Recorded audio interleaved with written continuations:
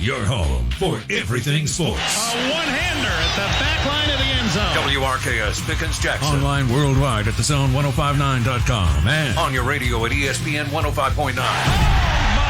The Zone. Stand by for audio. Got it. It's 8 a.m. and you're tuned to Mississippi's #1 choice for non-stop sports. The Out of Bounds Show with Bo Bounds. Where am I? On The Zone 105.9 and online at thezone1059.com.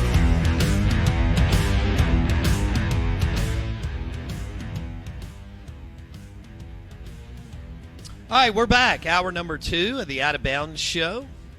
105.9 The Zone. Good morning. Welcome in. Thanks for making us your sports and entertainment show of choice. I hope you're ready for the weekend. We are.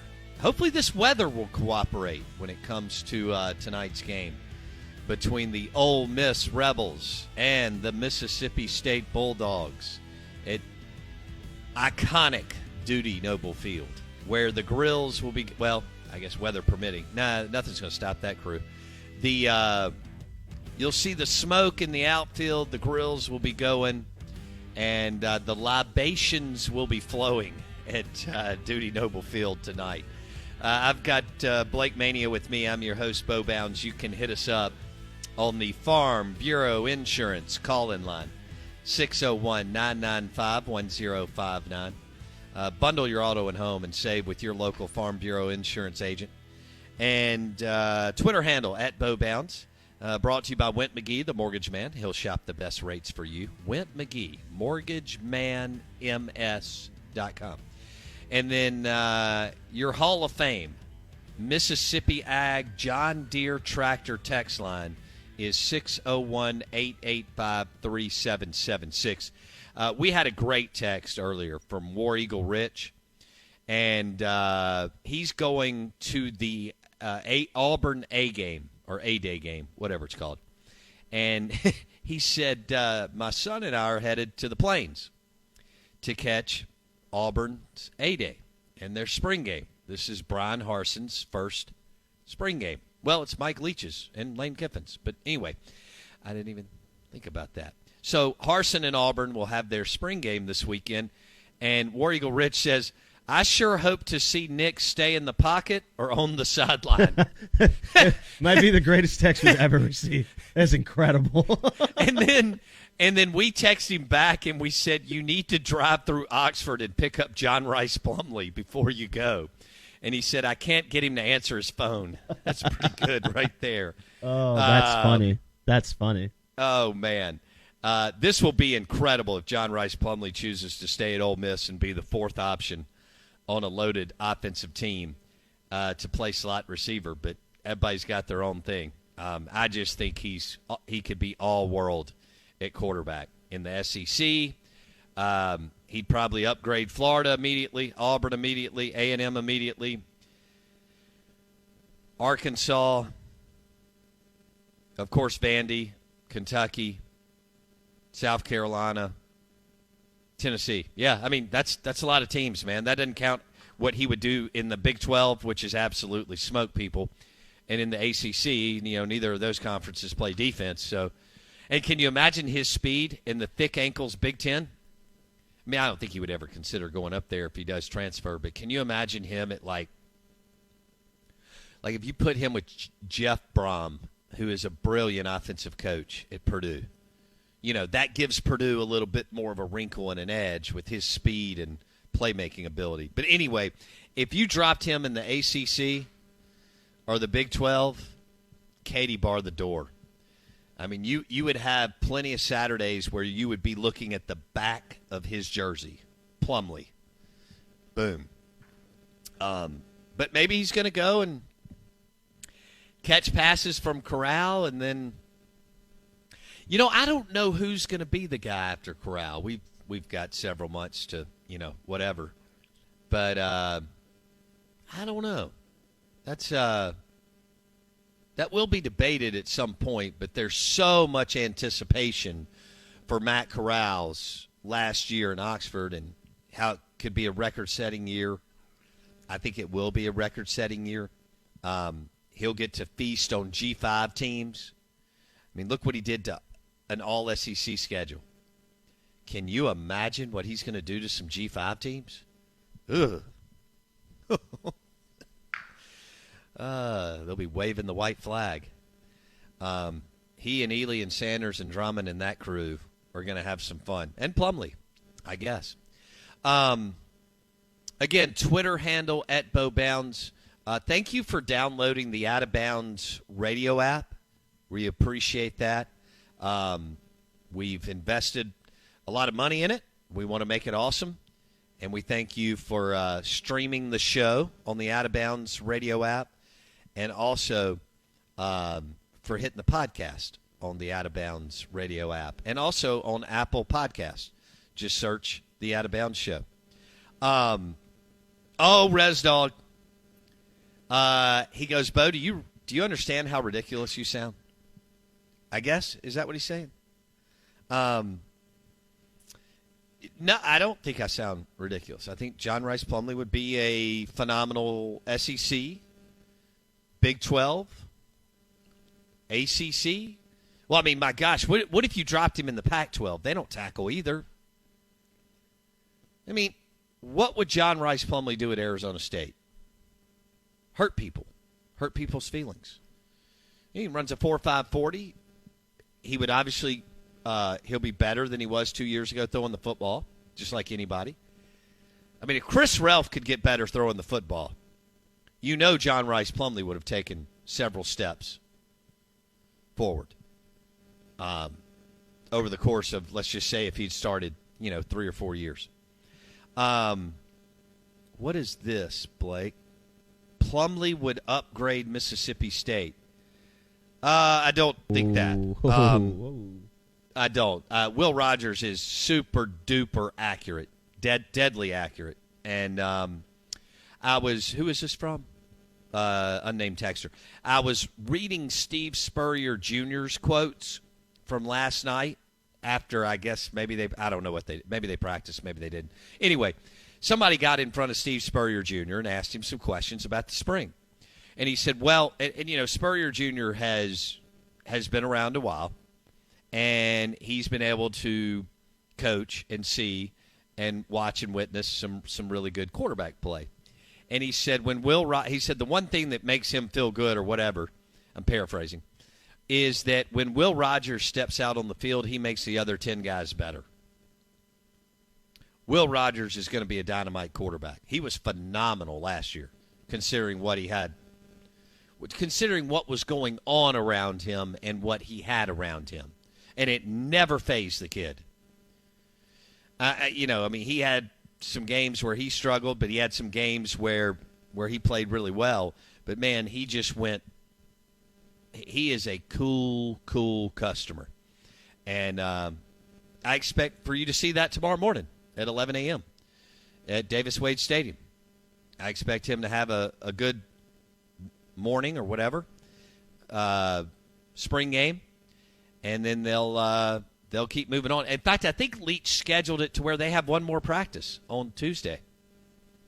A lot of times that's your last practice. Sometimes it's not.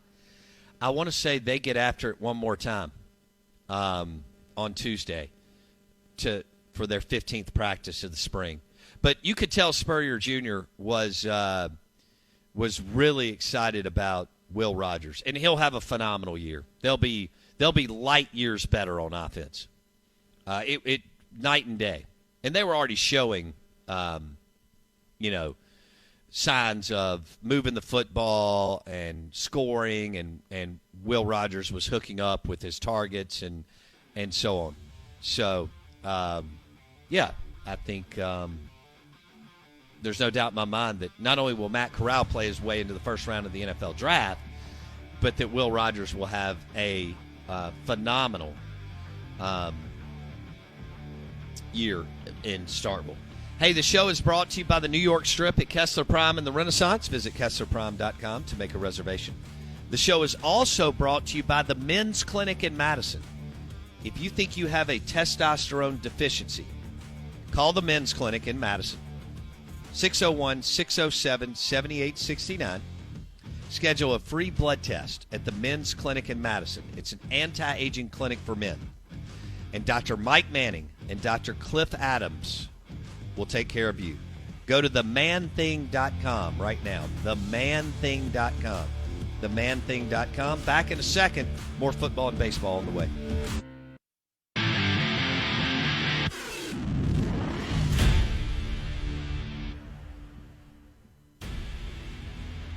All right, good morning. Welcome in. Tomorrow is National Crawfish Day, so we'll do it today.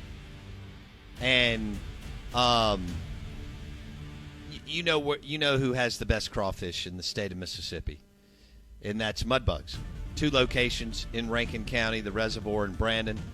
There's nothing better with grabbing a couple of sacks of crawfish and enjoying college baseball, among other things, this weekend. So hit Mudbugs. They also cater. If you're doing a crawfish party at your church or for your office or whatever, thanking your employees, customers, and so on, clients, Mudbugs, and their shrimp is amazing. And nachos, all kinds of good stuff. Mudbugs has Modelo on draft, which makes Mudbugs even better. Mudbugs, crawfish, Modelo on draft. That is not a home run. It is a grand slam. So the Vegas odds have changed. Blake and I were talking about this before the show. And, there is a reason why, as you know and I know, that they have all those cool buildings out there and beautiful hotel rooms and pools and restaurants. It's because they make a lot of money. And they have Justin Fields going to the San Francisco 49ers, Ohio State quarterback. You've heard all this chatter about Mac Jones out of Alabama going to the San Francisco 49ers. Vegas has Justin Fields, which makes more sense because Kyle Shanahan wants to do some fun stuff in that running game and play off that to open up his passing game, and he wants his quarterback to have some mobility. Mac Jones is about as mobile as a fire hydrant. Justin Fields can move. And it was interesting on theathletic.com yesterday. I was reading this article, and basically they're interviewing coaches that coached against these players. And the one thing that they said about Justin Fields is he ran away from some pretty special athletes at times at Ohio State. Now, what does Justin have going against him that also Mac Jones has going against him? What we've talked about for a couple of years now, and that is they didn't have to elevate their team above expectations. They didn't have to carry their team on Saturday. Because when you're at a blue blood, you don't have to do that. Eli Manning, Dak Prescott, they had to do that. Matt Corral, Will Rogers, they'll have to do that this fall. If you're at Purdue like Drew Brees, at Cal like Aaron Rodgers, at Boston College like Matt Ryan, and so on, Russell Wilson, you have to carry your team on a Saturday. Whereas Tua didn't have to do that. Mac Jones doesn't have to do that. J.T. Barrett, who really couldn't hit the broadside of a barn, still won a bunch of games. I mean, the national media wouldn't say this because they can't, I guess, because he goes to Ohio State, and you just can't be critical. But, J.T. Barrett couldn't throw the football. But he won 90% of his games at Ohio State. It didn't matter. And he wasn't a special quarterback by any stretch of the imagination, right? Matt Corral is 1,000 times better than J.T. Barrett. Will Rogers is today and will be better than J.T. Barrett. But J.T. Barrett played at Ohio State, and Urban Meyer had a love affair with him, and he had a great offensive line and amazing skill position players, deep, 6'7" deep wide receiver, 3 deep running backs. Everything was good. And, of course, his defense at Ohio State gave up 9.5 points a game. It's just something to think about as we talk through this. And Vegas has Justin Fields going to the San Francisco 49ers. So while you've heard Adam Schefter who I think Adam Schefter is well-sourced, and Mel Kiper, who I think is well-sourced, and a lot of other dudes talk about, well, Mac Jones is going to go to the San Francisco 49ers, where Joe Montana made San Francisco a legitimate NFL franchise 35 years ago. It doesn't look like it, Blake. It looks like Kyle Shanahan, at the end of the day, is going to go with a QB that he can do more with in the running game and has the flexibility and mobility to extend plays, which is what Kyle Shanahan wants. Yeah, 110%. I just go back to what Mike Detillier always tells us. He's telling you without telling you. Everything Kyle Shanahan's ever said about the game of football does not lead you to believe that he wants to sign a Joe Flacco quarterback. He doesn't want someone who stands in the pocket. He wants someone with mobility that puts pressure on the defense. As Steve Palazzolo says, the floor for a running quarterback is always higher than an immobile quarterback. Yeah. You can always produce even when the arm's off. Flacco was a statue. This is what this coach had to say about Justin Fields. He said, Ohio State's skill talent is so much better than the DBs they face in the Big Ten. J.T. Barrett could barely throw, and he put up big numbers because of that talent gap. This kid, he's talking about Justin Fields, this kid is a lot more gifted than that. But you still have that in the back of your mind because the talent gap is so big for them. Remember everybody got all hot and bothered over Troy Smith? People got hot and bothered over J.T. Barrett. Even Cardell Jones for about 9 months after that playoff run. But nothing materialized there. And so, man, Bartu thinks the only one that you would go with is Zach Wilson out of BYU. He had to elevate his team like Eli Manning and Dak Prescott. And he elevated his team above expectations like Dak and Eli. And, Trevor Lawrence didn't have to do that. Justin Fields didn't have to do that. Trey Lance didn't have to do that. And Mac Jones didn't have to do that. So out of that group, who do you think is going to be successful? Now, Bartu did say that a lot of the time, the first pick in the first round seems to be able to overcome that, and he's the anomaly sometimes. First pick in the first round. Jameis Winston, who, believe it or not, has played well at times. And, of course, who was I thinking of? Jameis Winston. And not Cam Newton, but he's unreal. Well, I'll think of it in just a second. Out of Bounds, 105.9 The Zone, WRKS. We're streaming live on the Out of Bounds radio app. The show is brought to you by Roosevelt's for lunch today. You can smash a Philly cheesesteak sandwich at Roosevelt's at Live Oaks Golf Club, Highway 49 North. They have wings and cheeseburgers, too. And we also want to do a tip of the cap to National Crawfish Day, which is perfect tomorrow. So go by today, tomorrow, or Sunday. Grab a sack or two of crawfish from Mudbugs in Rankin County. Blake, we've got Tom Luginbill coming up next. Yeah, and I want to say, I was going to ask you real quick on your NFL quarterbacks. So if I go back to 2010, the last 10 drafts, here's the QBs who have gone number one.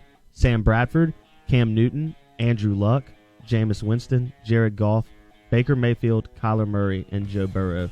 Even all those number one picks didn't pan out the way you thought they would. True. Wow. And they gave Sam Bradford every opportunity. He didn't have to carry his team on Saturday, so it's extremely difficult to carry your team on Sunday.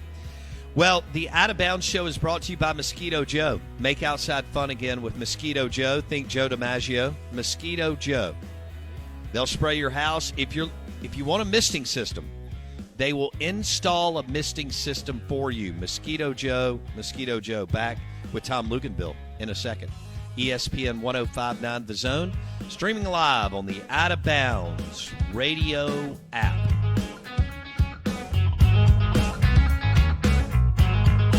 .net.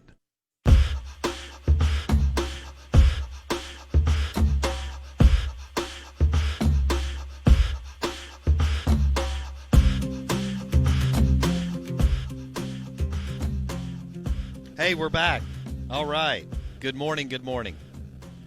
The Out of Bounds Show, ESPN 105.9 The Zone. We're live from award-winning Dancing Rabbit Golf Club. 2 courses here, the Azaleas and the Oaks. And then, of course, the Golden Moon Casino Sportsbook is not but a football field from me. And we had a great meal last night at Villa Bim. So now's the time to go ahead and book your stay and play at award-winning Dancing Rabbit Golf Club. Go to dancingrabbitgolf.com. That's dancingrabbitgolf.com. Out of Bounds, ESPN 105.9 The Zone. Also brought to you by Mississippi Ag. 16 locations. 16 locations. Mississippi Ag for your next John Deere tractor or John Deere lawnmower. You can visit agup.com to find a retail location nearest you. 16 locations for Mississippi Ag. John Deere, America's tractor. We welcome in our friend Tom Luginbill.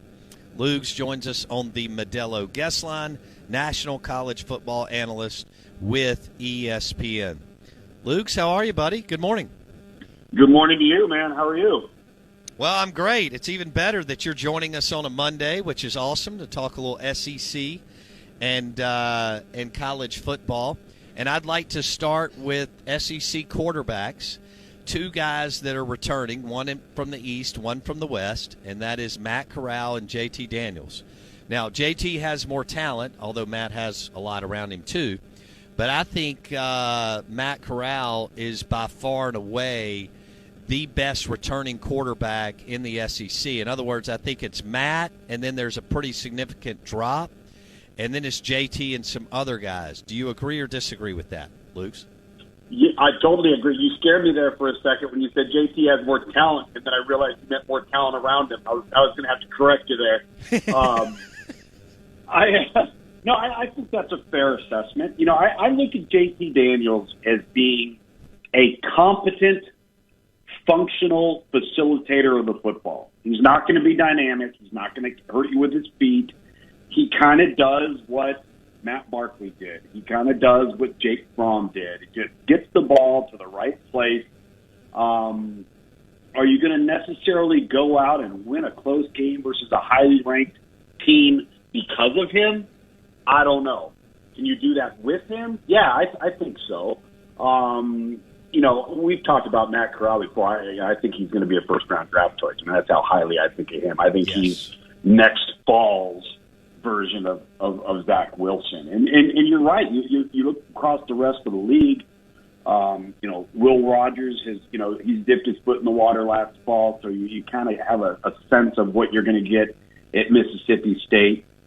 You don't necessarily have a great feel yet at Kentucky or Tennessee or South Carolina. I think Luke Doty is likely going to be the guy at South Carolina. He might be a surprise player at quarterback over the next couple of years in the SEC.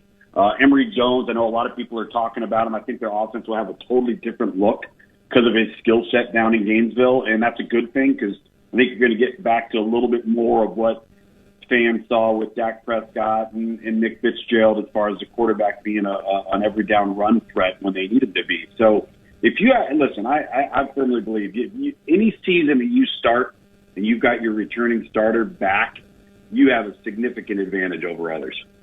That's why. See, I know I hit this with you last time. Number 2 in the West, second place in the West is up for grabs because Auburn, LSU, and A&M are in a little bit of a let's see what they are and what they're going to be. Whether it's new coaches, new QBs, whatever.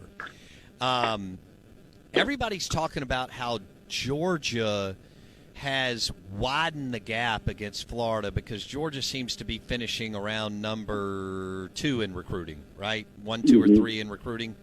the last few years, and Florida seems to be somewhere between 9 and 13.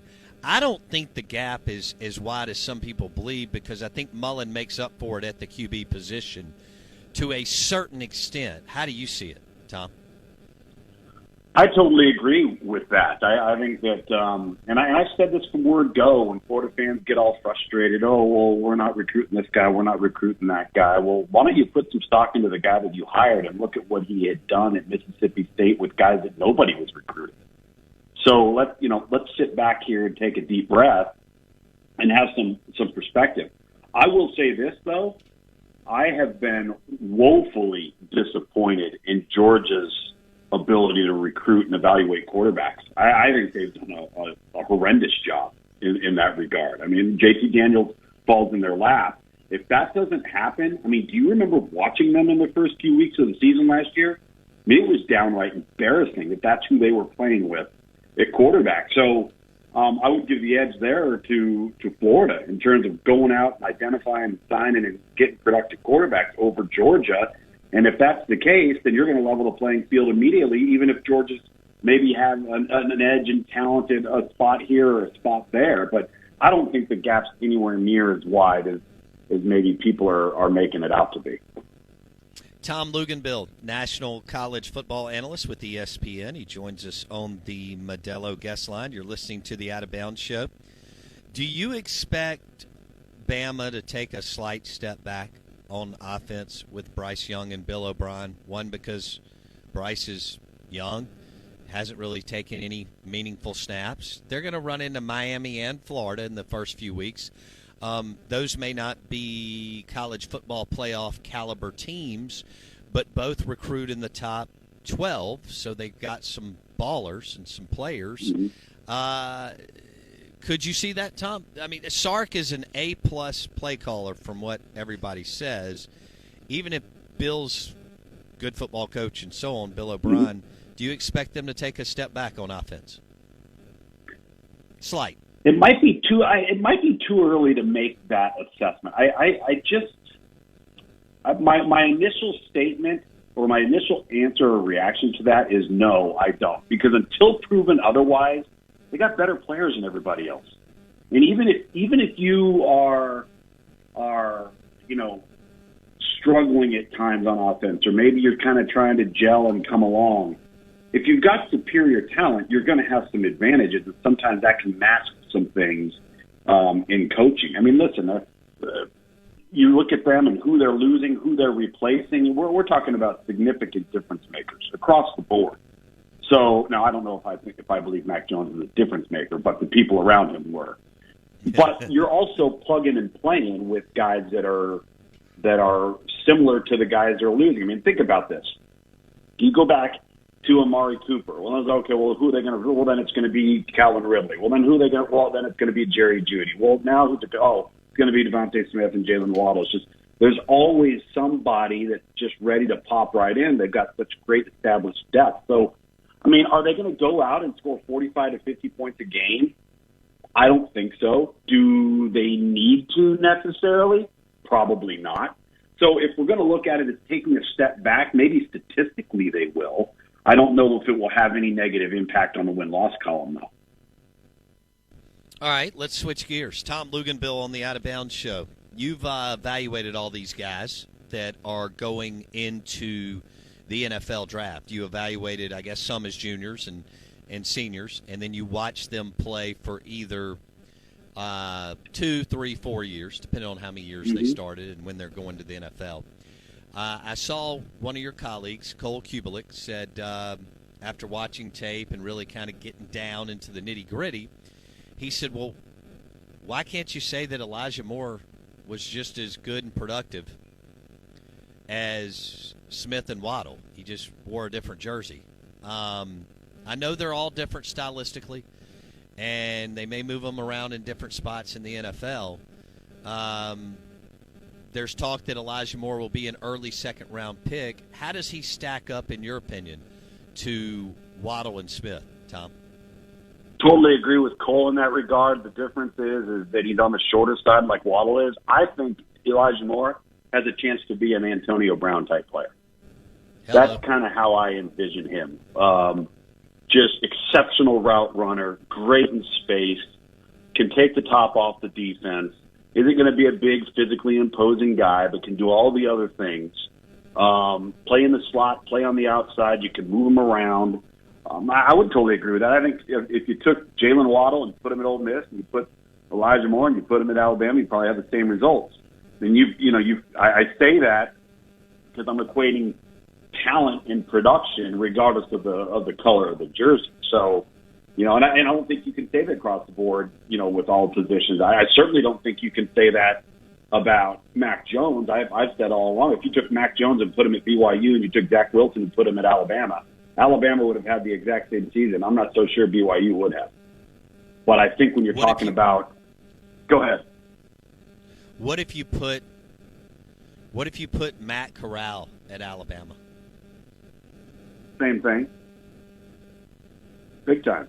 I mean, put it this. Let me ask you this question. Not to get off topic here, but we're kind of touching on this because I mean, listen, quarterback play is right place, right time. Yes, you have to have talent. Yes, you have to be skilled, but you've also got to have the pieces of the puzzle around you. Mac Jones originally was a verbal commitment to the University of Kentucky. If he signs with Kentucky and plays at Kentucky, let's just even say he's a 3-year starter. Are we talking about Mac Jones right now for the NFL draft? Absolutely not. He's probably looking to get into insurance sales. Well, I mean, even let's just say he's a back-end draft guy, free agent signing. Well, that's not how the thing played out. So now all of a sudden he's in a situation because of where he's at, who he's being coached by, and maybe most importantly, not maybe, definitely most importantly, the people that are around him. And it makes a significant difference. But I think and that's why I made that comment about, I had BYU last year. They're not running around with a bunch of first rounders at wide receiver. Now they got a couple tight ends that could play anywhere in the country, but there's not a Najee Harris in the backfield, and there's not any level or caliber of that type of player around the quarterback. So it kind of gives you a sense of what Zach Wilson accomplished and what he was able to do.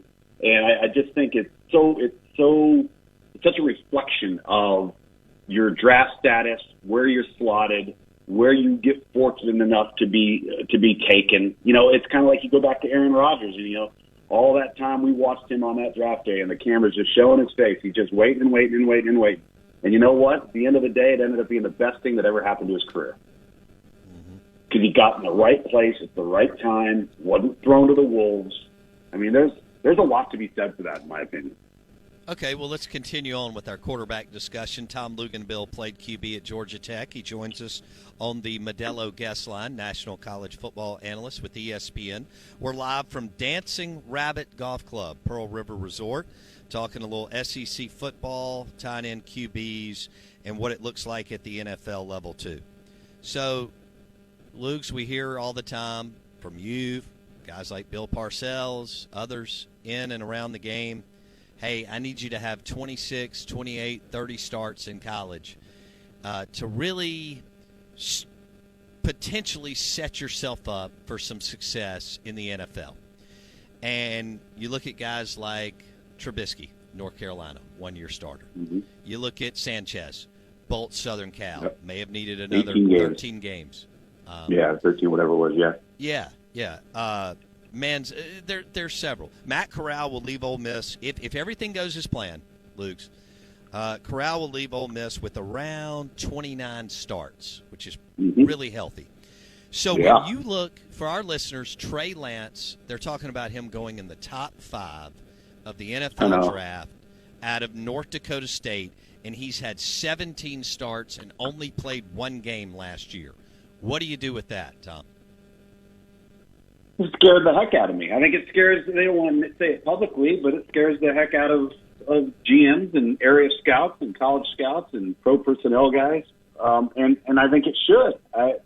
Listen, it's also, you mentioned Trubisky and what's the name of that C?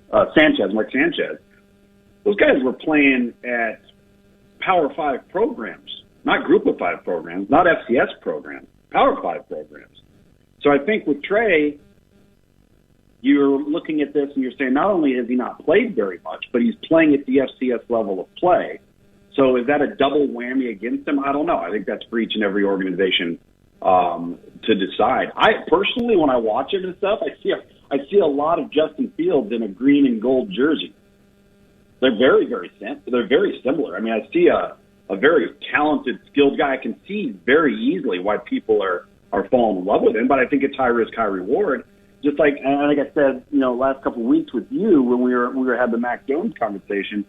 If you're taking somebody in the top 10 picks, essentially in your mind you're saying this guy is going to be the organization's face for 10 years, and we are expecting him to take us to a Super Bowl. That's what you're saying when you take a quarterback in the top 10 or top 5. So you have to ask yourself, all right, are we convinced that that's what this guy is capable of doing? So while I love his talent, I think he's probably the one that, I don't want to say there's the most question mark, but you have the most concern because you have the limited sample size. Okay. Tom Luginbill on the Modelo guest line. We're live from Dancing Rabbit Golf Club, Pearl River Resort. Let's stay with this. So how do you weigh that when you're looking at Justin Fields from Ohio State and Trey Lance from North Dakota State? Fields marched out on the field, and he always had superior talent. Yep. Trey Lance hasn't played much football and was at Group of 5. You mentioned I think they're both high risk, high reward. But if you're a GM, who do you take first? Probably Justin Fields, just because I think the sample size is larger, the level of competition was greater, the environments were more difficult to perform. I think there's a lot to be said at times, and I'm not saying it comes into play, but it's a factor. It's something that you consider. Look at where some of these teams are playing and where they're playing on the road, right? So if you're at North Dakota State, you're the premier program in all of FCS football, and you're going to go play on the road against somebody that's really, really good, you might be playing in front of 20,000 people as a max crowd, right?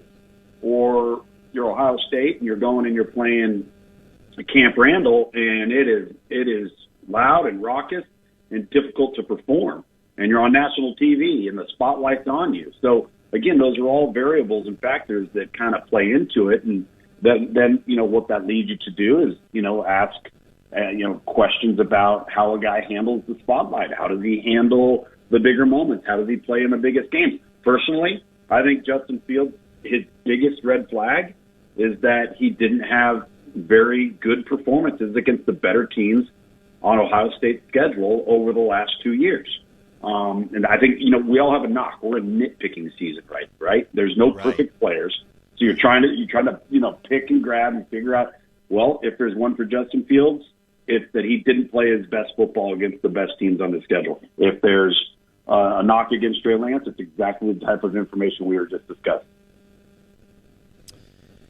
Interesting. All right, let's circle back before we let you go to SEC QBs, and we were talking Corral and JT Daniels. Where are you with how many difference makers do we know we have at that position in the league going into this year? Just one in Matt Corral? As far as the quarterback position is concerned? Yes. I would say going into the season, we have between 1 and 4. 1 being Matt Corral, and I want to see if Bo Nix makes the leap. If he makes the jump, I don't know if he's going to. I want to see how much better JT Daniels can be. Could he end up being a guy that you win because of, not with? And then, maybe Bryce Young, what we don't know yet from the young freshman. The last 2 true freshmen to play for Alabama, played for national championships. I mean, both Tua and Jalen Hurts. So who's to say that they're not going to hit the mark again on Bryce Young? I don't know. But as far as definitives, it's 1. Potential, I think it's 4. And you didn't mention Mac Johnson at LSU. Well, and I got those spring games coming up this weekend. I'm going to say this about LSU. I think LSU has the best overall quarterback room not only in the conference, but maybe across college football. They've got 3 guys that have played a lot of football that they know an awful lot about.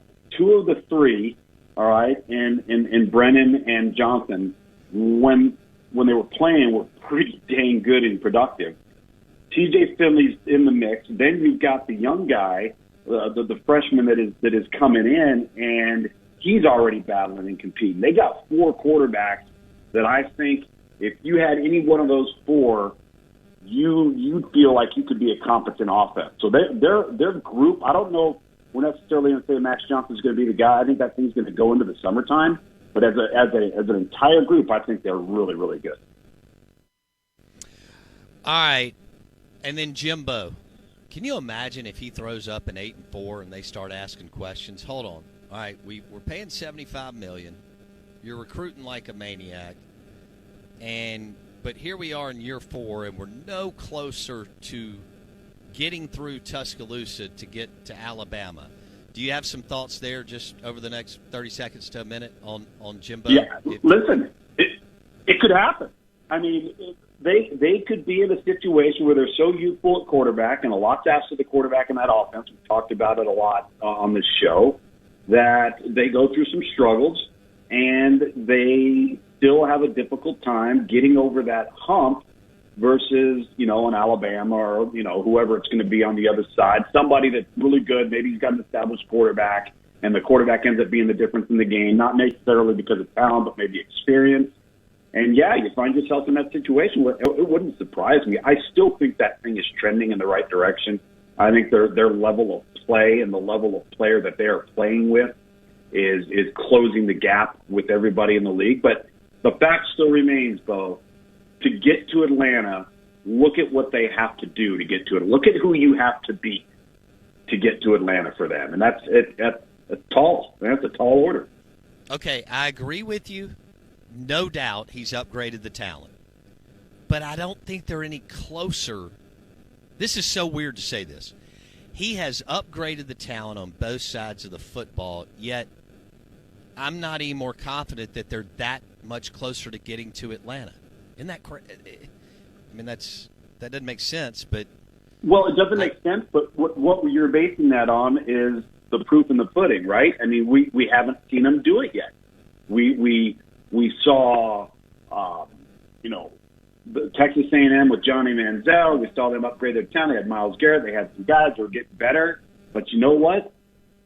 Outside of a 1-win versus Alabama, they couldn't do it each of those couple of years. There was the teams that were always better than them they couldn't beat. So until we see that happen, I can understand why people still maybe lack some trust in where the program is going, because until you see them beat those teams all in one season, then it's kind of a little bit of the same as we've seen in the past. We'll leave it there. Tom Luginbill, National College Football Analyst, ESPN, on the Modelo guest line. Hey, Lugs, how are those steaks from Welcome Home Beef? Oh, dude, let me tell you. And as you recall, I got to you immediately when I cooked them. That was, I'm not kidding around, that was as good of an in-home steak. Like, where you're not going out to some restaurant somewhere, you're not going to Del Frisco's or Morton's or whatever. That steak was unbelievable. Tom Luginbill on the Out of Bounds show. Lugs, talk next week. Thank you, buddy. Live from Dancing Rabbit Golf Club, hour number 3 coming up.